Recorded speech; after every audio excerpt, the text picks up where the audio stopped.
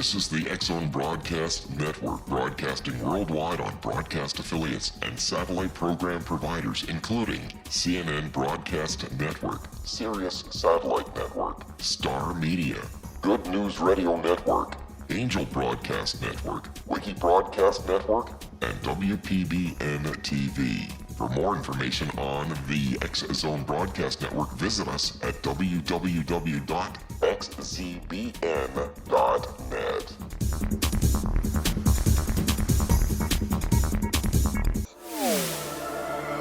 The X-Zone Radio Show with Rob McConnell is largely an opinion talk show.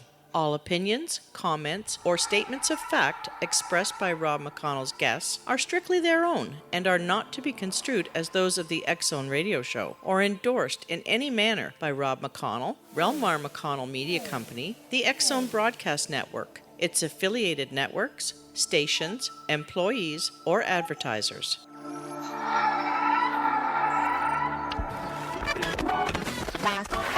All Hit Radio.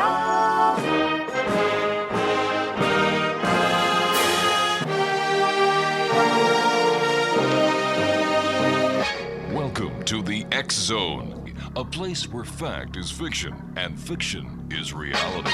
Now, here's your host, Rob McConnell.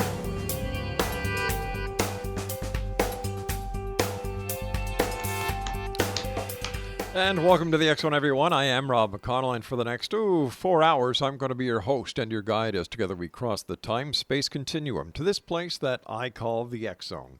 It's a place where people dare to believe and dare to be heard. It's a place where fact is fiction and fiction is reality. And the X-Zone comes to you Monday through Friday from 10 p.m. Eastern until 2 a.m. Eastern, right here on the X-Zone Broadcast Network, all our broadcast affiliates, and on iHeartRadio. If you'd like to find out about the programming we have available for you, 724-365 on the X-Zone Broadcast Network, visit www.xzbn.net. My first guest tonight, X-Zone Nation, is Delahnnovah-Starr Livingstone. He is an inventor, author, philosopher, entrepreneur, webmaster, humanitarian, cosmologist, and visionary.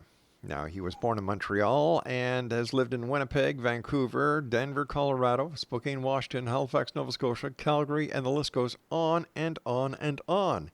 He ran a small flower spar mining company in Vancouver in the mid-'60s, sold flowers in bars and restaurants across Canada and in Denver, Colorado, Spokane, Washington, and Ottawa from 1972 to 1984.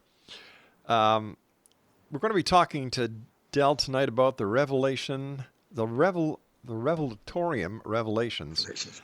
Wow, that's a tongue twister, Del.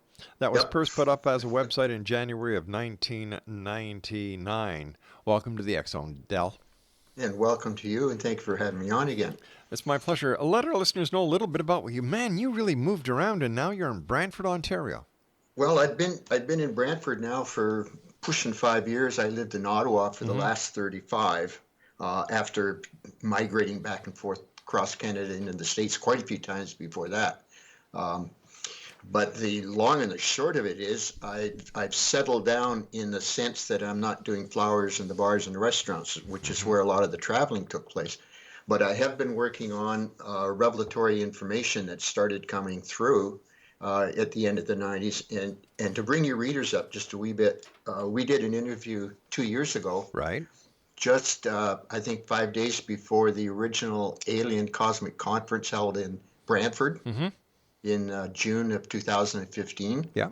The presentation I made there, it was a table display. They wouldn't let me speak, cough, hack. But the table display was basically about the Revelatorium, which at that time was one book. The book is now, in the 2 years since, the original Revelatorium has been factored into two books. The first one is all of the information that had been in the original that dealt with the intelligent design of creation is now in its own book called The Intelligent Design of Creation. What's left in the Revelatorium is now called the Revelatorium of Alpha and Omega. And then starting with the Alien Cosmic Conference last year, again in Brantford, a third book has come up now called The Radionic Ships of the Heavenly Host. And that's where all of our main focus is right now. And that's sort of more or less what we're going to be talking about tonight. Now, what happened there is I had about maybe 60 photographs in sort of fairly rough shape, but had been taken around Ottawa, Brantford, some of them back into Vancouver, that I had again on the table. Yeah, but And, photographs of sorry. what? Photographs of what? Oh, I'm sorry. Yeah. I'm sorry. I'm jumping miles ahead. Let me go into the sort of a discussion here a bit more at this point. I'm dealing with what's called the radionic ships of the heavenly host. These differ from the UFO ships that ufologists have been following, wanting the governments to disclose and things, in the sense that the UFOs of the ufologist side of things are from, and I'm going to jump, the Revelatorium had a lot of this stuff, but I'm going to jump into it with both feet. They're from a lower fifth dimensional area of just this local universe of about 1,000 galaxies. The radionic ships of the heavenly host are from the upper fifth dimension, and they're from all over creation. And they differ in that the lower ships are able to come down into the third dimension where people can see them going around. The radionic ships don't come into the third dimension, but when they come into the fourth dimension, they create a condensation of water moisture around themselves. All right, So Del, slow down. Take a deep breath. We're going to take a commercial break. Okay. Exo Nation, our guest this hour is Delahnnovah-Starr Livingstone in Brantford, Ontario. His website is radionics.com, and we'll be back on the other side of this break after a few words from our sponsors and as Del catches his breath. We'll be back. Don't go away. All right. There we go.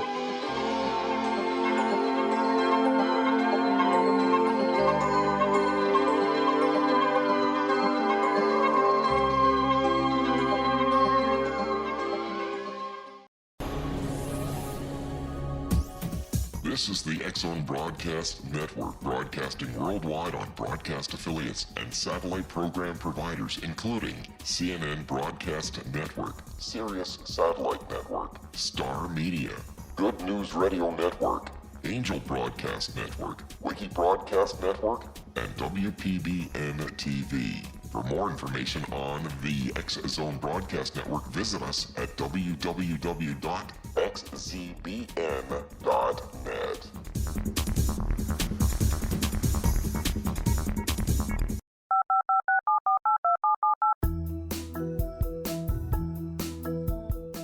Did you know that when you're on the road with limited data or Wi-Fi, you can still listen to the X-Zone Radio Show with Rob McConnell, The Science of Magic with Gwilda Wiyaka, X-1, Dimension X, Space Patrol, and every minute of the X-Zone Broadcast Network by calling 213-401-0080, courtesy of Audio Now.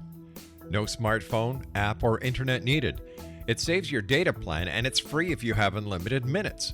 Call 213-401-0080 to listen on any phone, anytime, anywhere. Remember 213-401-0080 for the best of the paranormal, parapsychology, and sci-fi radio programming anywhere, 24/7, 365.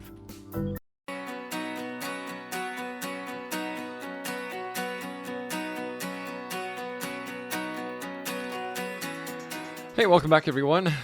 Del Starr Livingstone is our guest, www.radionics.net. All right, Del, why don't you take us back to the beginning?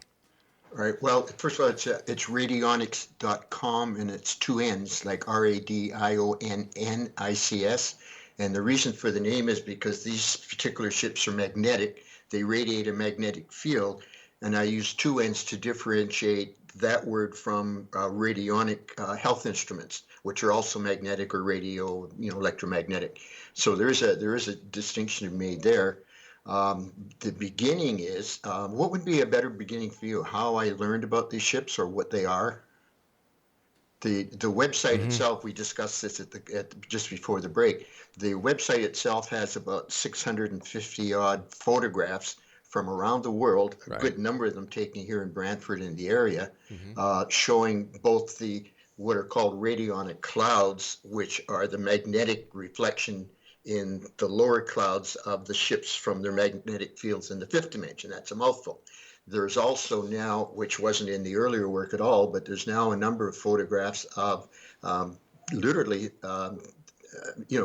flying saucer-like ships, but they're virtual. They're actually condensations of moisture in the shape of the ships. You can throw a baseball and it would go right through them.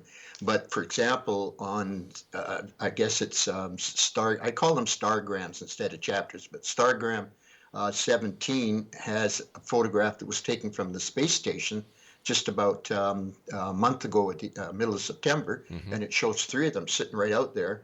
The people that were putting out the photograph through the media thought they looked like smoke rings. They thought that any number of possibilities, even raised the question that they're radionic ships. Well, they're not radionic ships, but UFO ships. Well, I took one look and I said, well, they're radionic ships because I have a photograph that was taken in September, exactly 2 years ago in 2014 in Brentford, who has the two exact same ships that were sitting off the space station, as plain as day. Okay, hold on. Whoa. Slow down. Sure. You're going fast again, Del. Again, I'm a fast talker. I have to slow down. All right. Now, I have to ask you something. Sure.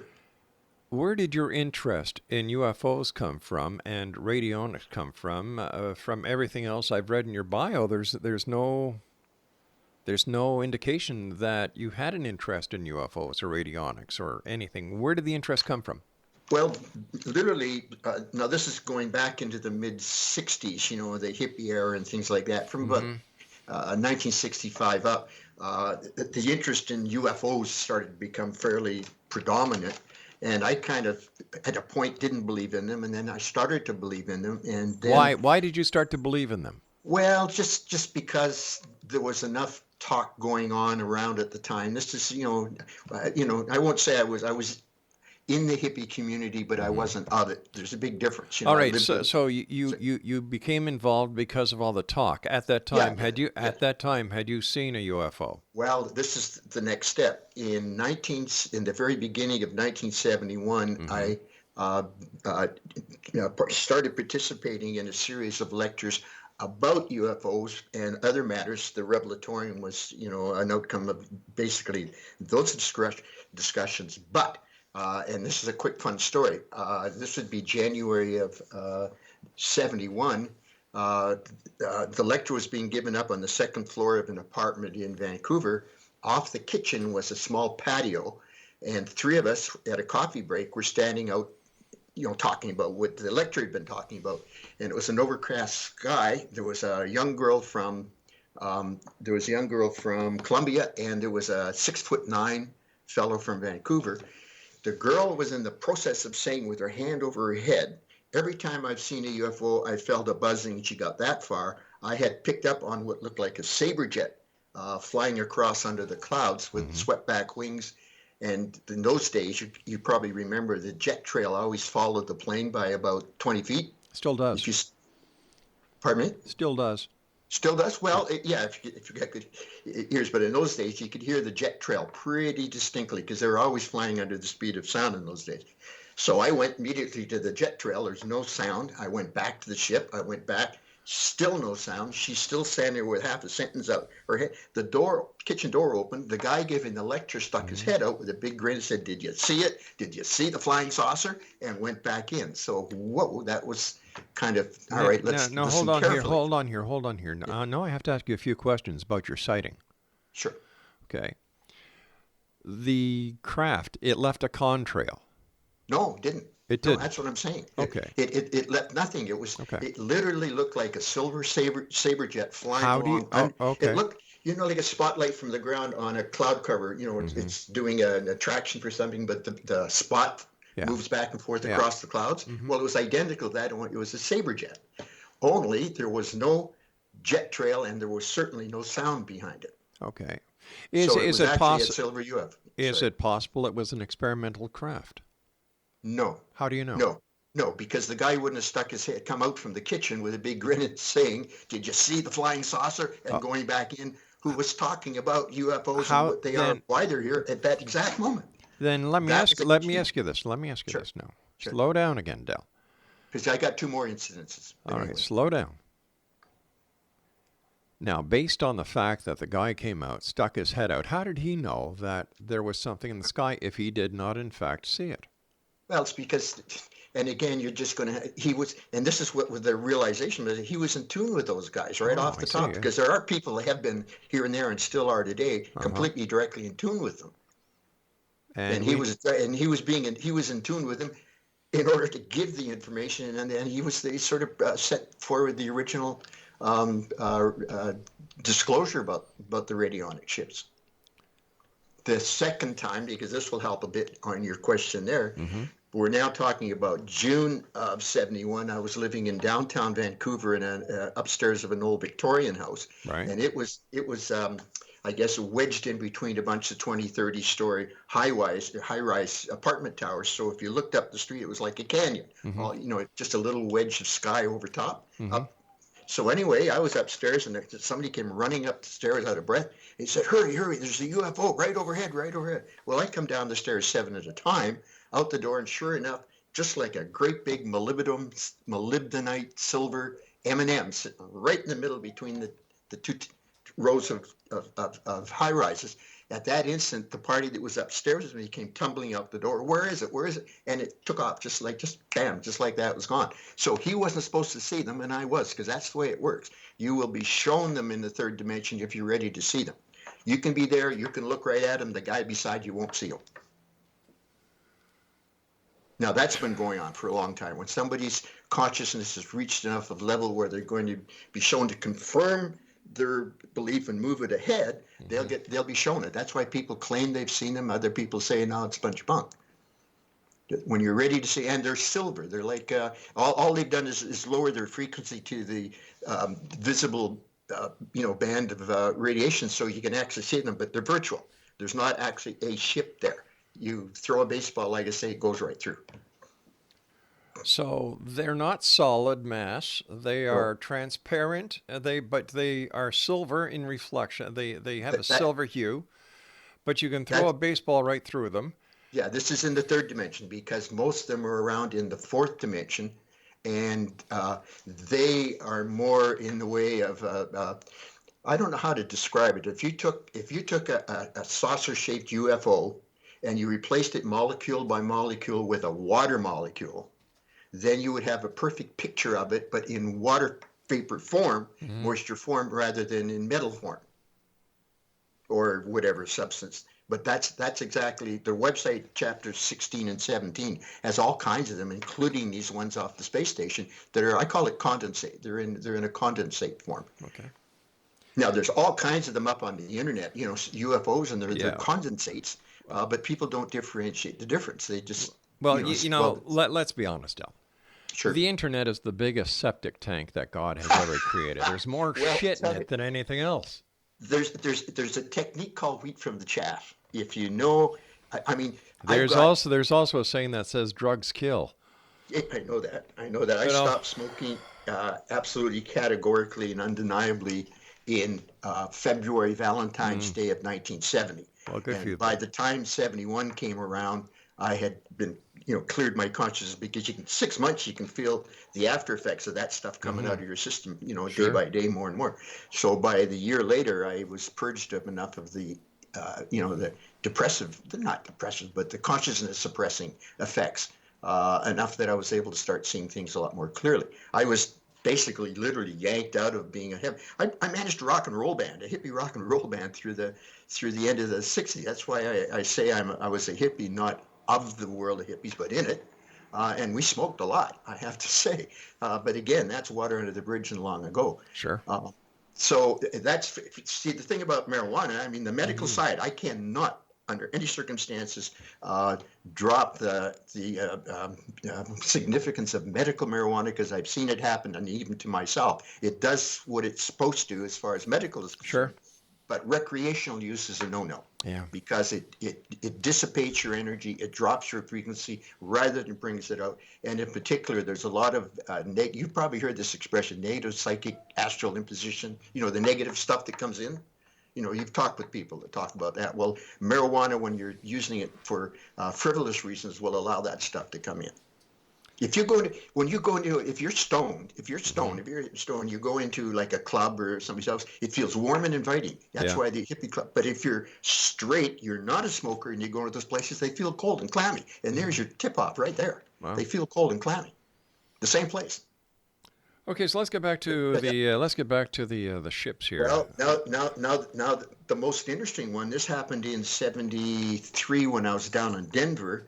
The lecturer was now giving lectures down in Denver.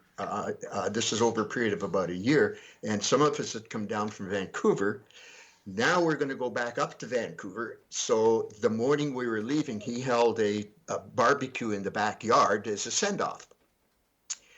This was around 10, 11 in the morning, 10 in the morning, 11 and so on. Right overhead, about 1,000 feet up, there was an absolutely perfect cigar-shaped cloud with fuzzy, vibrating edges. Right. It wasn't a cumulus cloud. It was the only cloud in the sky. That's the key. There was nothing else in the sky, clear blue, except for this one long cloud. About 11 o'clock, said, well, all right, I guess we go. So the ones of us going back to Vancouver, hopped in the car. We headed north on, I think it was I-40 or whatever it was, due north out of Denver. Right. And they decided that he and his wife hopped in their station wagon and came out behind us to give us a send-off. We come out about 40 miles. That cloud was right over top of their car. Now, at that point, they waved, honked, did a U-turn back over the meridian and headed straight back into Denver, and the cloud went straight back with them. Now, I found a photograph, it's in chapter 15, I guess, of the radionics.com, that was almost identical to, to the cloud that I saw down in Denver, except that it has a few cumulus clouds around too, but take away those, you have exactly what I was looking at. But it went straight back into Denver with him. What I'm saying is that this guy was he was the feet on the ground. All right, Del, stand by. You and I have to take our news break at the bottom of the hour. This is the X Zone. I am Rob McConnell. We're coming to you from our broadcast center in Hamilton, Ontario, Canada, around the world on the X Zone Broadcast Network and iHeartRadio. If you'd like to send me an email, xzone@xzoneradiotv.com, on all social media sites, X Zone Radio TV. And for all the programming on X Zone Broadcast Network, visit www.xzbn.net and simultv.com.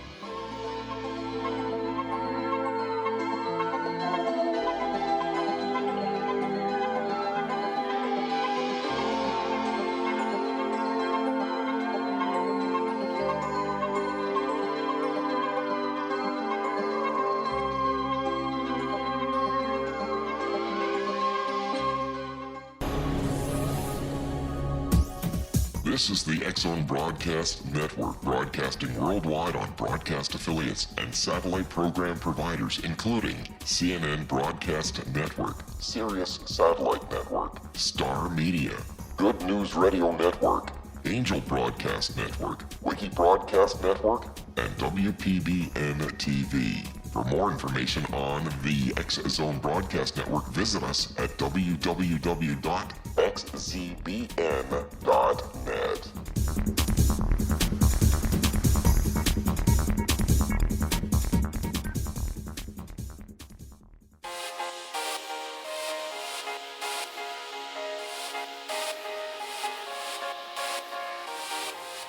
www.radionics.com, that's RADIONNICS.com, is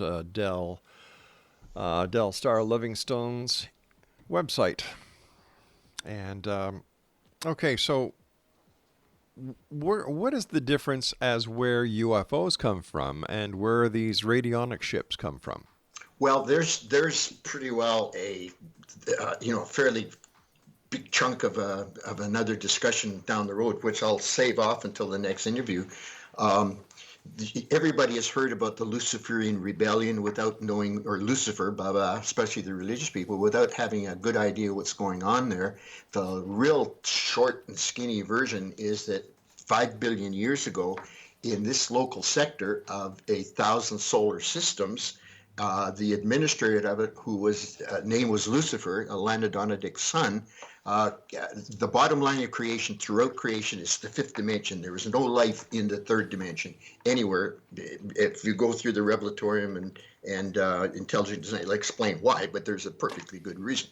Anyway, he had figured out a way to be able to bring life down into the third dimension, presumably, in his view, to speed up the evolutionary processes and help things along. He was told not to proceed because those steps would interfere with steps that would be coming in down the road, namely now, and so not to do it. But free will is sacrosanct. Even the highest of the highest of the highest beings in creation have free will to do whatever. Usually they work with the creators and not against them. But Lucifer decided this is such a good idea, I'm not going to let it go. So his free will choice was to go ahead and do it anyway. And it caused a lot of problems.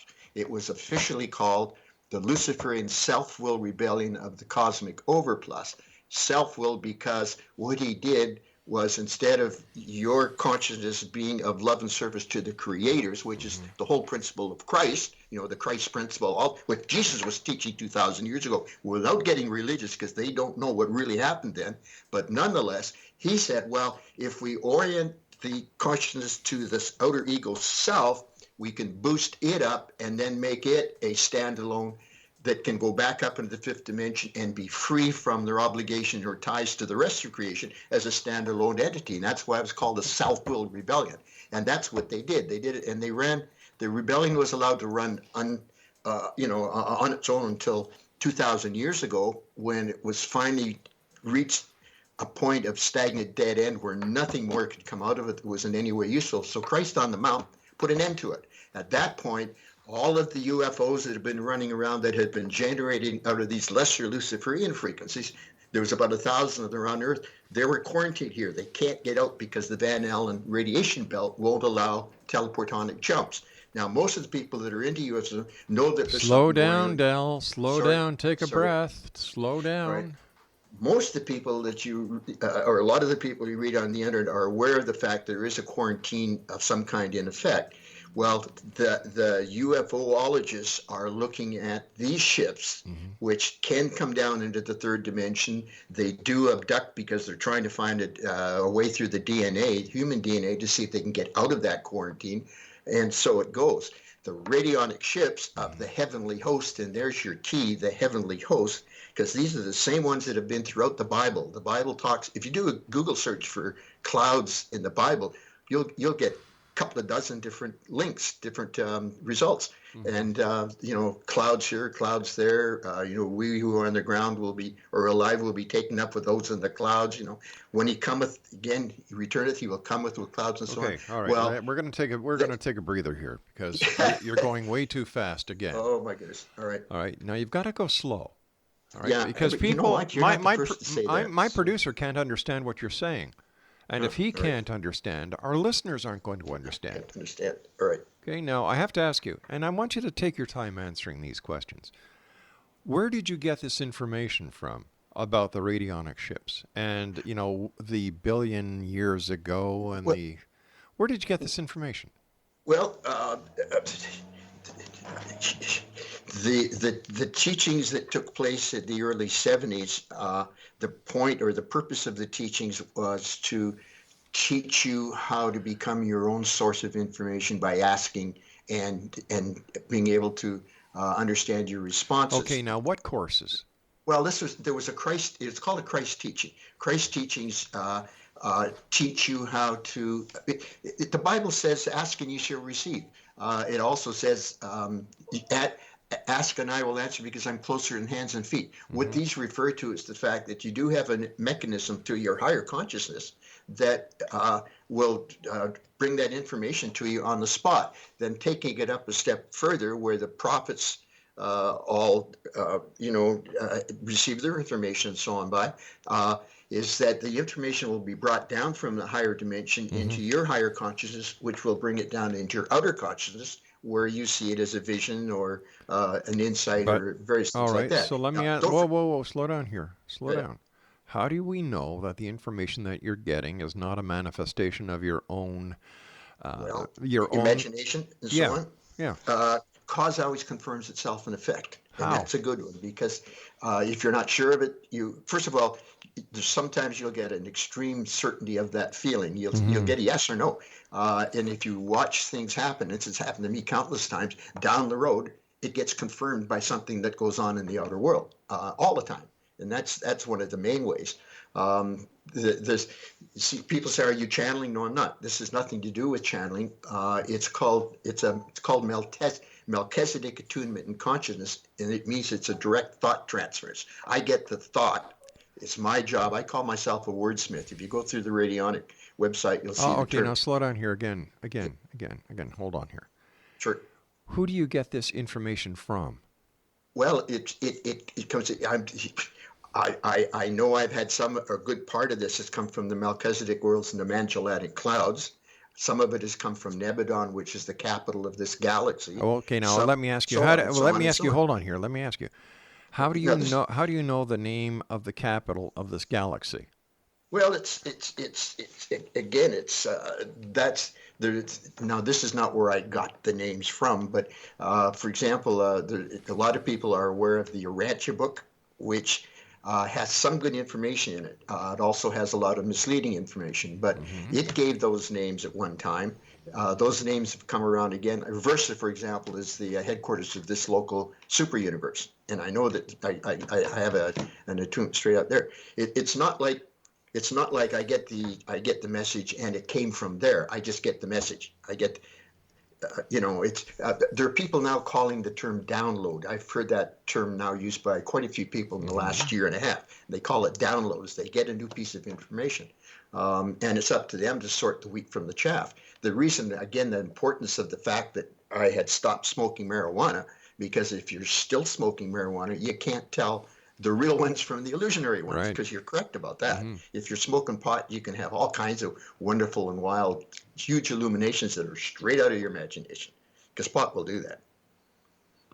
So the way to how the radionics information now has come together as it currently exists.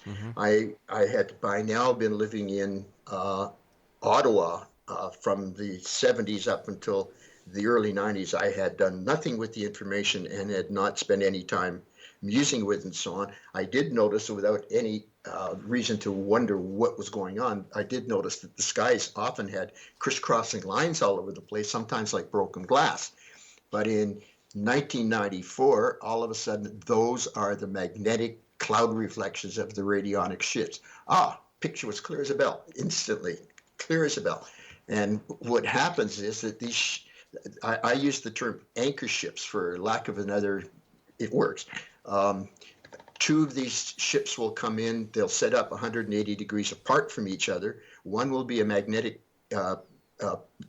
negative magnetic pole. The other will be a positive pole, just like a bar magnet on the table. And they'll set up a magnetic field between them. It could, in some cases, be hundreds of miles apart, sometimes quite close. But they'll set up a magnetic envelope. Well, hold on here. Let us say that there are two hypothetical ships. One is emanating a positive, and the other is a negative. What would happen if an aircraft flew in between those two poles?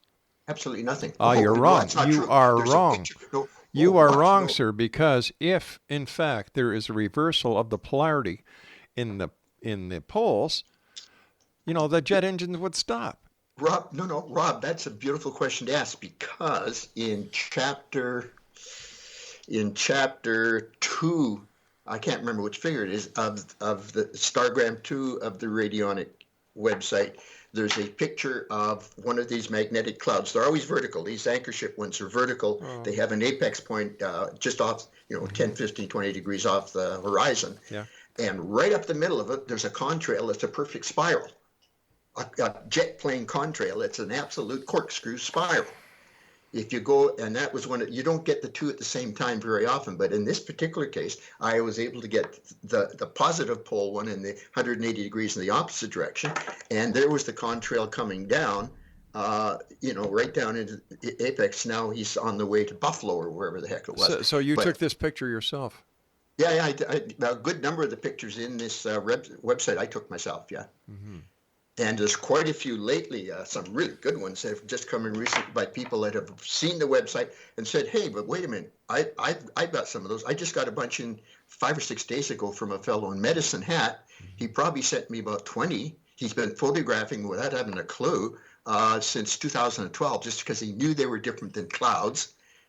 And I've got 4 of them in the website now. And the first one in there is from all the way back to 2012. Let me ask you this question. Have you had a meteorologist look at these pictures? And if so, what have they said? Well, I haven't had meteorologists, but I have not most people, but people look at it and say, them's chemtrails. No, wait a sec. Wait a sec, hold on here. If you're calling them clouds, why haven't you had them authenticated as either clouds or not clouds by members of the scientific community? Well, all right. That's. I haven't taken the step to do it. I have sent the information out to a few, but never got any replies back. But the thing is, you have to go to the website. The first page, the introduction page, will show you right then and there, these are not your normal meteorological events. But once again, why don't you have that validated? Well, that's a point. You make a valid point. I've never thought of doing that because I didn't think I need to, but maybe so. Did you expect people to take your word for, your words as the gospel? Well, this is what they are? This is the website reinforces itself. I have a picture over here in chapter 3, and all of a sudden now there's one way over in chapter 15 that's literally identical to that one on opposite sides of the planet, 3 years apart. Identical. Not identical. They can't be identical, but they're close enough that they're like kissing cousins. And I've done that all the way through the website, reference one back to the other to build that unification. See, there's some pictures in there that I agreed, somebody might argue it, but there's some in there that are so dead bang, it's impossible to say, that's not something else. Why not? It's because it's just the But your expertise it sits so well with what has been said. Yes. But hold on. No, that's true. Hold on. It's still not scientific. Hold on. We've got to take our final break. We'll be right back. Sure. Right. Exo Nation, we'll be back on the other side of this break as we wrap up this hour here in the X Zone from our broadcast center in Hamilton, Ontario, Canada. My name is Rob McConnell. Whatever you do, don't go away. We'll be back wrapping this hour up.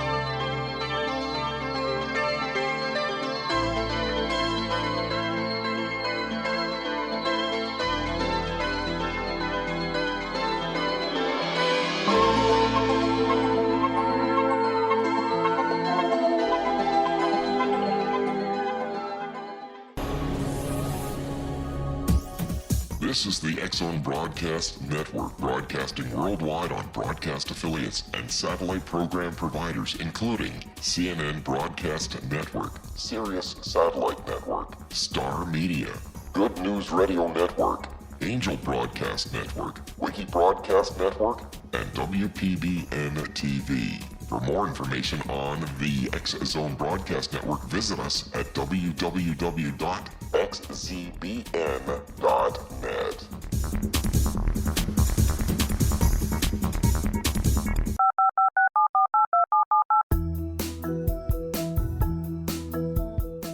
Did you know that when you're on the road with limited data or Wi-Fi, you can still listen to the X-Zone Radio Show with Rob McConnell, The Science of Magic with Gwilda Wiyaka, X-1, Dimension X, Space Patrol, and every minute of the X-Zone Broadcast Network by calling 213-401-0080, courtesy of Audio Now.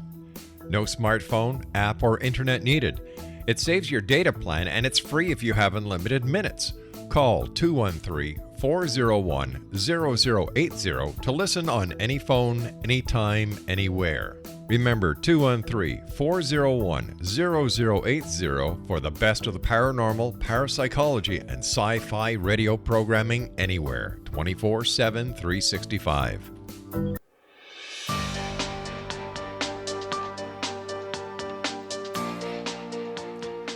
www.radionics.com is the website. Delahnnovah-Starr Livingstone is our special guest. He's an inventor, author, philosopher, entrepreneur, webmaster, humanitarian, cosmologist, and Visionaire. Once again, www.radionics.com. Okay. Rob, if I can, with the time we have left, can I give one more sort of small story, because it will help take it out of the need to have it scientifically. It won't I do hope the so. job. I hope so. But I had, this is now pushing 2014. I had befriended through the internet, because he had spotted some of this stuff, a friend in Kampala, Uganda, who had sent me actually 4 or 5 pictures that he'd taken, again going back 2013, 2012, and so on.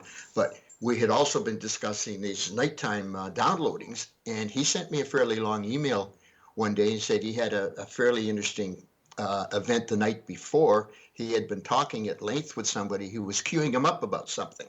I have no idea what it was. But anyway, when he was finished, he says, I'm going to have to tell Delahnnovah that. And the party in the vision said, he said, say hello to Delahnnovah for me while he waves with his right hand. And that was the end. So he sent me that. That's a very odd communication. The point of it is, though, that I had moved from Ottawa after seeing these crisscrossing. By 1994, I knew what they were. But I had been in Ottawa without doing anything about it again, because it wasn't time yet, evidently, all the way through to 2013. Beginning of 2013, I moved to Brantford. And for a year, 14, 15 months, there was nothing in the sky whatsoever. And I thought, oh, no, left them all behind in Ottawa and, whatever. So 11 days after I got that email from my friend in Kampala, I woke up one morning, out the back window, there's one sitting wall to wall. First one I saw in Brantford, absolutely magnificent, wall to wall, one end to the other. And oh my goodness, the light bulb didn't go off. The next morning it was still there. The light bulb went off, so I went out and waved with my right hand. Now that's pretty tough to put down into a scientific inquiry. Well, I've had my producer and one of our researchers go through your website and look at the pictures of the clouds, and they're just cirrus clouds. That's because the ionic magnetic effect takes place in the Sirius clouds, because most of the time you don't see them. Even though the ship is there, it's only when a Sirius cloud moisturization moves through, they'll change into the magnetic field reflection, and then when the moisture moves through, it's gone again.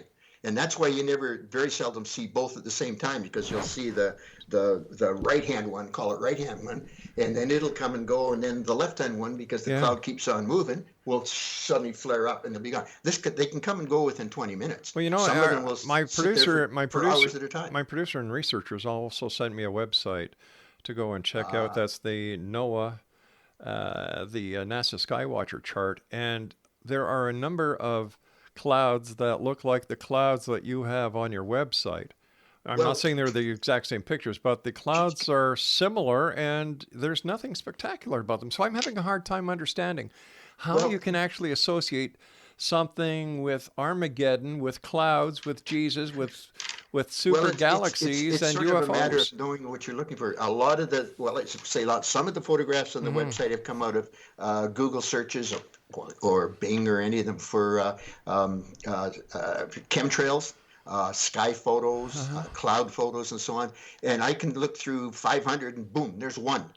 Then I look through tens of thousands of these on the internet, and boom, there's a second. They stick out every now and then. All right. So at the end of the day, what difference will it make in anybody's life? Oh, well, that's an interesting question. As you may have or not had discussions with people on air about the fact that the consciousness of mankind is going up higher and higher all the time, rapidly, ever since the Mayan calendar through the end of the 90s and 2012. You know that supposedly mankind is going through quite an expansion in consciousness. Yeah, well, it's called evolution. Okay, go on. Well, that's great. All right, agreed. Same thing. All right. It's now ready for mankind as a whole. A lot of people believe in the higher dimensions without having much of an idea what they might be, but they believe in higher dimensions. The mass consciousness, that I call them the Mr. and Mrs. Walmart, still don't. But their consciousness is going up higher and higher too, and the point is going to be reached fairly soon when an understanding or an acceptance of the fact of higher dimensions will start coming in as part of that picture. Let me ask you a question. Hypothetically, what happens if everybody who believes in these higher dimensions and the multiverses and everything else like this in the New Age genre is wrong? Sure. Well, that's a very good question, but I can't answer that to say that. See, don't forget, faith is a good part of a lot of this, but again, like I say, cause confirms itself in effect. What I'm saying by that is that the changes that are going on that have been predicted, some of them since the 60s and so on, the Mayan calendar was obviously long before that. Whoa, wait a sec. The Mayan calendar, according to the New Age gurus, was going to be the end of the world because the Mayan calendar ended up on December the 21st, 2012. That was just a bunch of bunk. This whole thing with the Mayan calendar was perpetrated by a bunch of people on drugs, for God's sake. Here's the thing. Nothing took place in the outer world vision, but at exactly 2 hours before midnight on the 20th, all right, just exactly as though it was New York City Times Square at 12 o'clock midnight, a huge, I call it interdimensional cheer went up, just like a huge, cheer and throwing of hats and everything all around the world. Well, wait a sec. My show was live that night. We did a 24-hour period live, and we had people from around the world, and the report was nothing happened. I know, because they weren't picking up on the cheer, because it was only the people whose consciousnesses were attuned high enough, and I consider mine to be enough to be able to pick up that particular frequency. This is how do you prove it? But we had just finished a 25,000 year cycle of 12 dispensations. The Piscean age was the last 2,000 years. That was the Piscean dispensation. Dispensations are 2,000 year periods because new energy is released into the evolution at that point. How do we know that? How do we know that? How do we know that? Everything that we're talking. This is all. Wait a sec. When you're talking about ancient writings, you're talking about writings that were done by people who had a very limited knowledge about the world around them. They thought the world was flat, for God's sake. That some still do.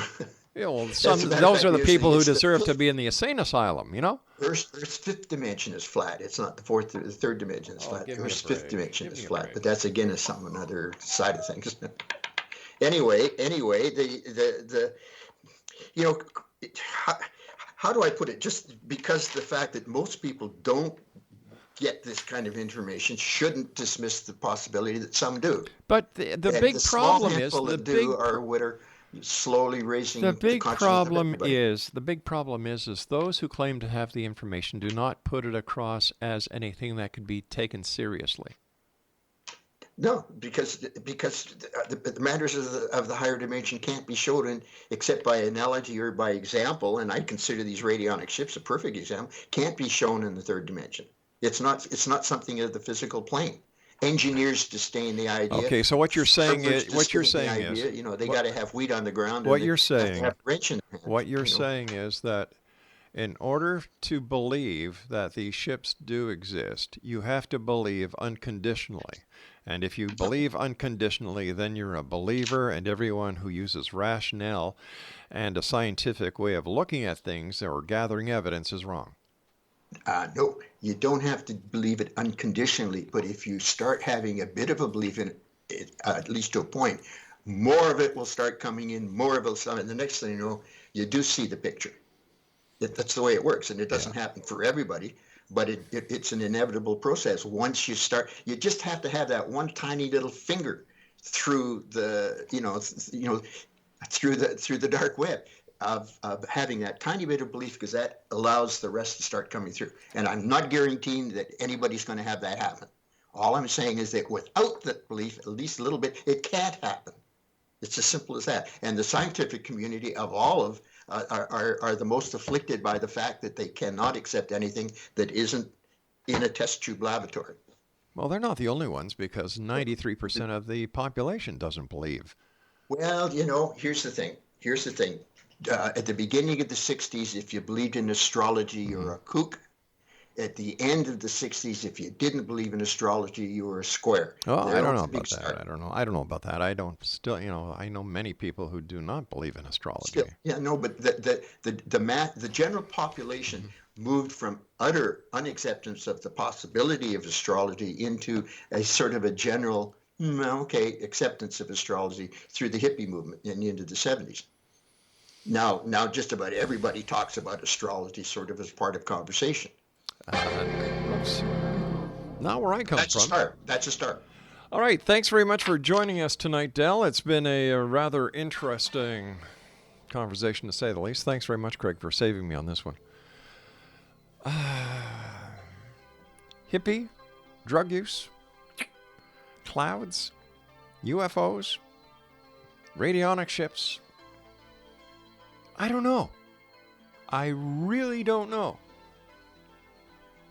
Not to mention the dog whining in the background. On a scale of 1 to 10, minus 39. We'll be back on the other side of this break as we continue here in the X Zone from our broadcast center in Hamilton, Ontario, Canada. Whatever you do, don't go away, I promise. We'll be back.